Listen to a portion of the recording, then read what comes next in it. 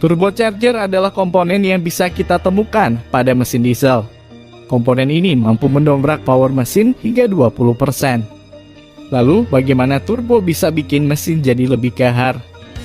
Di video ini kita akan membedah secara jelas tentang cara kerja turbo di dalam mesin. Kalau Anda belum tahu turbo itu bentuknya kayak apa, turbo itu seperti cangkang keong. Letaknya ada di housing manifold.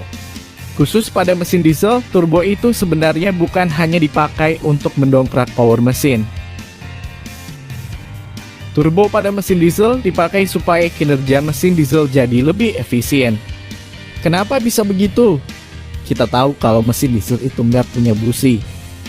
Busi tidak diperlukan lagi sebab mesin diesel bisa melakukan self-ignition.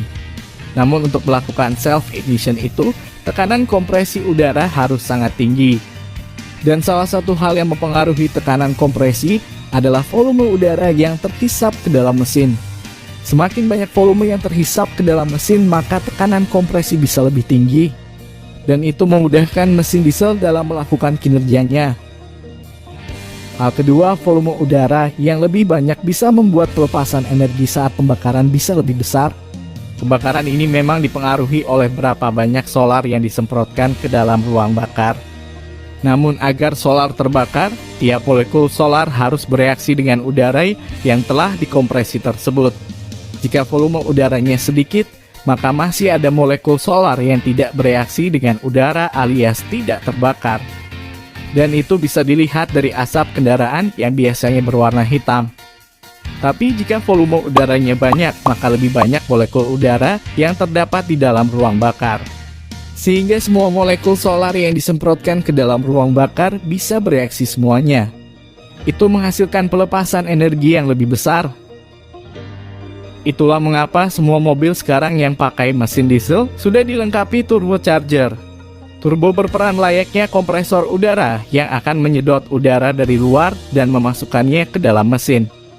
Tapi yang namanya kompresor harus ada sumber energi untuk menggerakkan baling-balingnya. Itu bisa berupa motor listrik atau berasal dari mesin itu sendiri. Tapi turbo tidak dilengkapi motor listrik ataupun pula yang terhubung ke mesin. Inilah hal yang unik dari turbo. Turbo menggunakan aliran gas buang sebagai sumber energi untuk menggerakkan turbin kompresornya. Lalu bagaimana bisa? Saat kompresor turbin muter, itu akan menyedot udara dari area filter dan menghembuskannya menuju intake manifold. Lalu itu apa? Ini adalah intake air cooler atau biasa disebut intercooler. Komponen ini berfungsi untuk mendinginkan udara yang akan masuk ke ruang bakar. Kenapa harus didinginkan? Ada dua alasan. Yang pertama, turbo itu kan digerakkan oleh gas buang. Dan gas buang suhunya sangat panas, jadi suhu turbo juga pastinya panas. Ketika udara terhisap oleh turbo, maka udara yang dihembuskan di selang ini ikut naik temperaturnya, jadi perlu didinginkan. Alasan kedua, udara panas molekulnya lebih besar.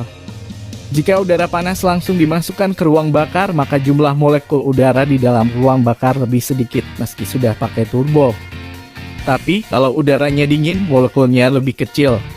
Jika dimasukkan ke ruang bakar, akan menampung lebih banyak molekul udara.